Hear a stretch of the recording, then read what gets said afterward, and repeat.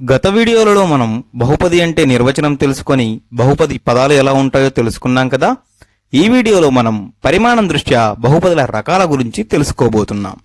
ఇంగ్లీష్లో దీనిని types of polynomials based on degree అని పిలుస్తారు. చూడండి పరిమాణం దృష్ట్యా రకరకాల బహుపదులు ఎలా ఉంటాయో.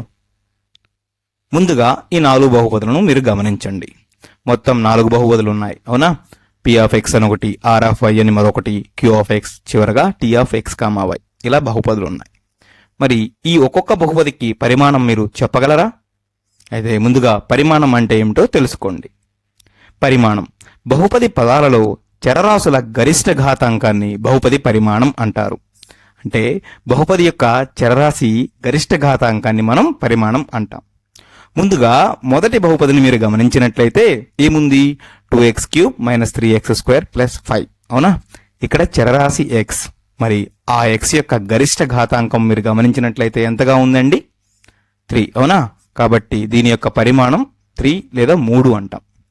అదేవిధంగా రెండవ బహుపదిని మీరు గమనిస్తే r ఆఫ్ y = 5y, అవునా?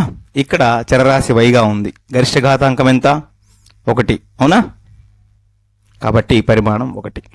తరువాత మూడవది ఇక్కడ చూడండి, ఇక్కడ కూడా బహుపదిలో చరరాశి x ఉంది, గరిష్ట ఘాతాంకం 2, కాబట్టి పరిమాణం 2. చివరగా మీరు గమనిస్తే ఈ బహుపదిలో టీ ఆఫ్ ఎక్స్ కామా వైలో 2 చరరాశులు ఉన్నాయి, x y. ఇలా 2 చరరాశులు ఉన్నప్పుడు వాటి యొక్క లబ్ధం ఉన్న పదంలో ఎక్కువ గరిష్ట అంటే ఎక్కువ లేదా గరిష్ట ఘాతాంకం ఎక్కడుందో అదే పరిమాణం అవుతుంది. మీరు గమనిస్తే ఇక్కడ 2 పదాలు ఉన్నాయి కదా, 3x² y³ - 5xy.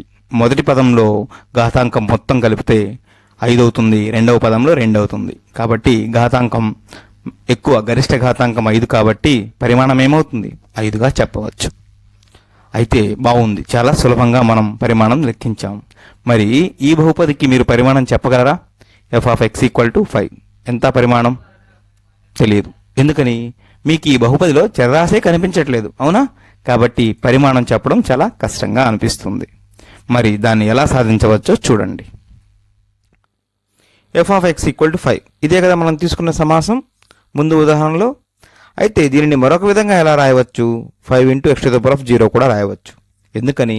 x⁻0 1కి సమానం కాబట్టి. అంటే f(x) = 5 అన్న f(x) = 5 × x⁻0 అన్న రెండు సమానం. అయితే f(x) = 5 × x⁻0 ఇది ఒక బహుపది పదంగా ఉంది కదా, ఎలాగా? a × x⁻m లాగా. అయితే ఇది బహుపది పదమే, కానీ ఈ బహుపది పదంలో కేవలం స్థిరాంకాలు మాత్రమే ఉన్నాయి, చరరాశులు లేవు. ఇటువంటి బహుపదిని మనం స్థిర బహుపది అంటాం. అంటే నిర్వచనం ఇలా: స్థిర బహుపదిలో కేవలం స్థిర రాశులు మాత్రమే ఉంటాయి, చరరాశులు ఉండవు. మరియు స్థిర బహుపది పరిమాణం శూన్యం లేదా 0. గమనించి చూడండి, f(x) = 5 × x⁻0. ఇందులో చరరాశి యొక్క ఘాతాంకం ఎలా ఉంది? 0గా ఉంది, అవునా? అదే కదా పరిమాణం అంటే, అది శూన్యం. అలా కాకుండా మరొక బహుపది ఉంది చూడండి, దానినే మనం శూన్య బహుపది అంటాం. అది ఎలా ఉంటుందంటే ఇలా: f(x) = 0 × x² + 0 × x + 0 ఇలా ఉంది అనుకుందాం. అంతిమంగా దాని విలువ ఏమవుతుంది? f(x) = 0 అవుతుంది, అవునా? ఇలా ఉన్న బహుపదిని మనం శూన్య బహుపది అంటాం. శూన్య బహుపది లేదా శూన్య బహుపదిలో అన్ని చరరాశుల గుణకాలు శూన్యాలు, అవునా? అంటే మీరు గమనించండి, పైన x² కానీ xకి కానీ అన్ని గుణకాలు ఎలా ఉన్నాయి? శూన్యాలుగా ఉన్నాయి. మరియు శూన్య బహుపది యొక్క పరిమాణం మనం నిర్వచించలేము.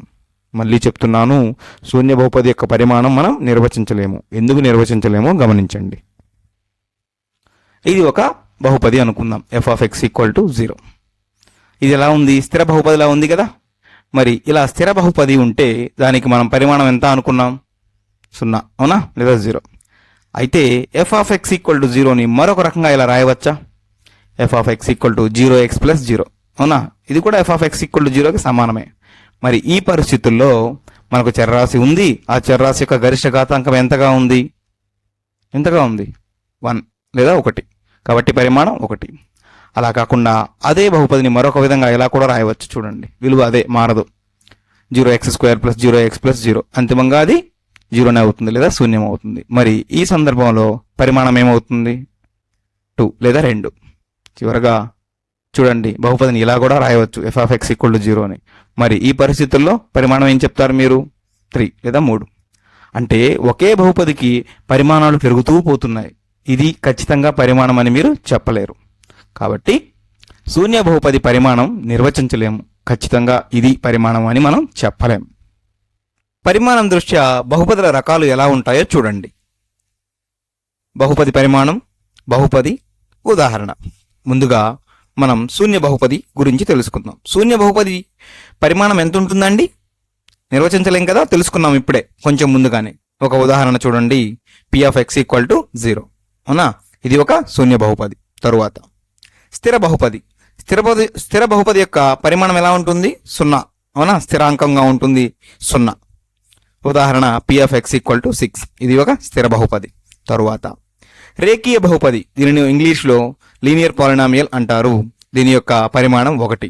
ఒక ఉదాహరణ చూడండి, p(x) = 3x - 6. ఇక్కడ మీరు గమనిస్తే చర్రాశి x యొక్క ఘాతాంకం 1గా ఉంది.